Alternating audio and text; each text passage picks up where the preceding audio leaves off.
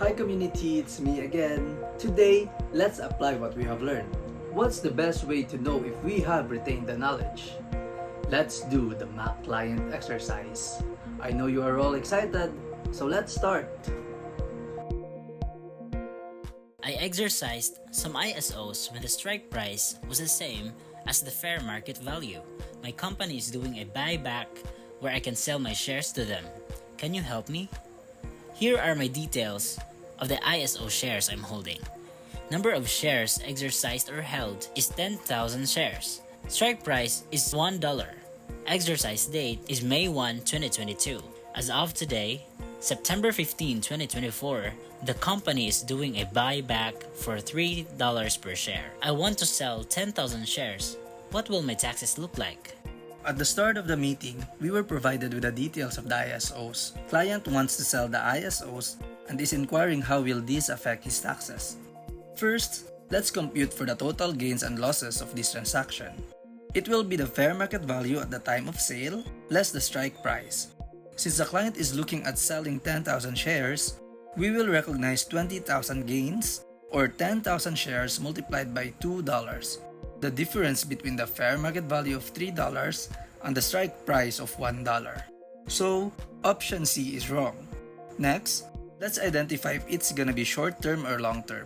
Since it is sold in September 15, 2024, more than 1 year from the date of purchase of May 1, 2022, we will treat the gains as long-term capital gains. This is not AMT income, since we will only recognize AMT during the exercise of the ISOs. So option B is wrong. So the correct choice here is option A. We will report 20,000 as long-term capital gains, which has the better tax treatment. Okay, at least I got the long-term treatment. Anything else I should know? Remember, we also identified strategies for long-term gains, right? This is the part where we will share this to the client. So here, the correct choice is option C. Let's talk about strategies such as opportunity zone and qualified small business stock. I'm interested. Anything else? If either of the strategies are not available for the client, we will recommend them to pay for estimated taxes, especially if the capital gains are significant. In this specific case, there is no AMT credit since the strike price was equal to the fair market value during the exercise. So the correct answer here is option A. We will see if any prepayments should be made to avoid penalties.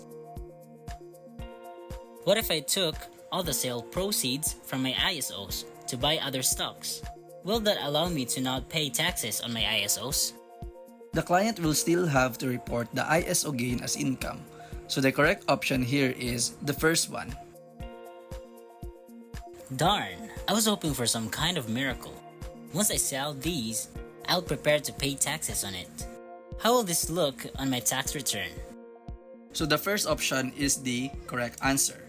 We will report it on Schedule D of the client's tax return, and we will make any necessary adjustment if the client decides to do opportunity zone or get QSBS treatment. Perfect. I look forward to seeing the tax strategies you proposed.